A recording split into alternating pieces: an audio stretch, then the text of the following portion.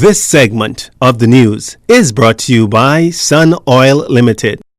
Welcome back. In the face of the COVID-19 pandemic and adjusting to what will be deemed the new normal, the Ministry of Public Works, in conjunction with the Straw Market Authority, is drafting a plan for vendors at the straw market to ensure that it's in line with COVID-19 guidelines and protocols. Public Works Minister Desmond Bannister telling our news team that the health of the vendors and patrons of the market is the primary concern. That the Straw Market Authority is currently liaising with the Ministry of Health and the Ministry of Environmental Health. And there are certain things that they are going to require. All of it is not finalized, and they're in the process of finalizing it now.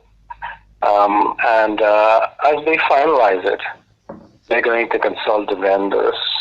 Minister Bannister noted that he couldn't go into detail on those plans as discussions are still ongoing. Asked how much this process is going to cost the government, he didn't give an exact number nor estimation, but he did reveal that the straw market's net losses for the calendar year through the end of June 2020 is some $880,953.24.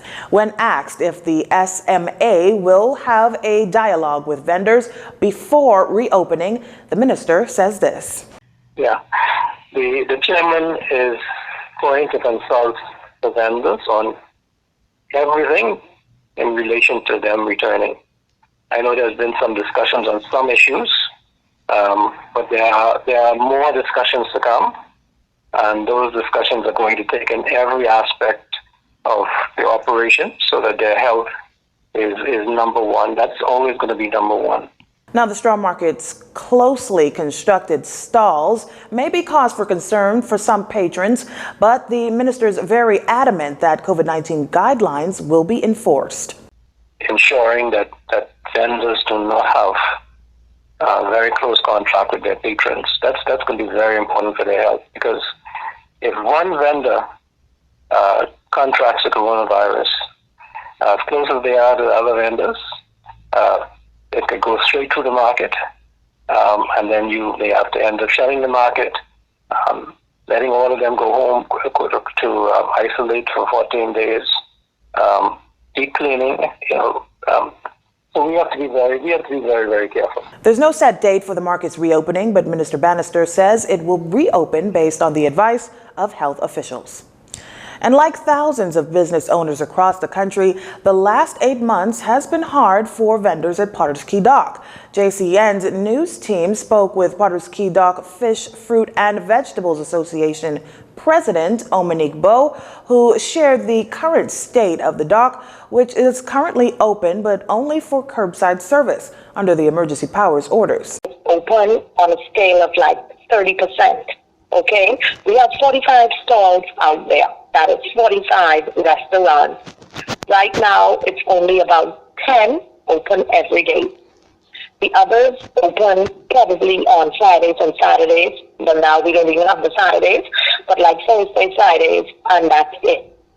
A lot of persons are out there packing and still trying to open, getting their store COVID ready.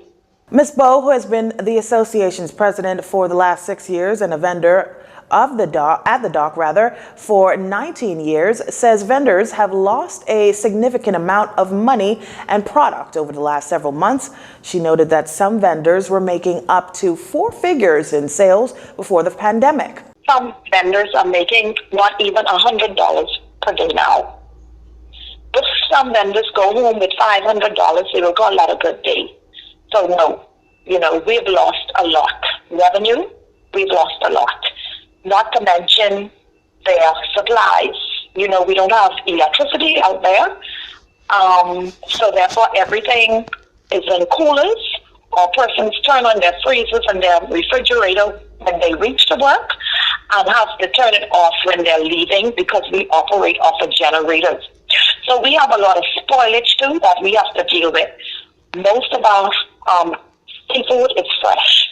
She says that she hopes the government would reach out to the vendors and have discussion for the future of the dock.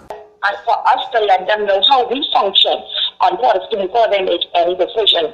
Because Potter's Key can be an outdoor environment. There is an outdoor environment.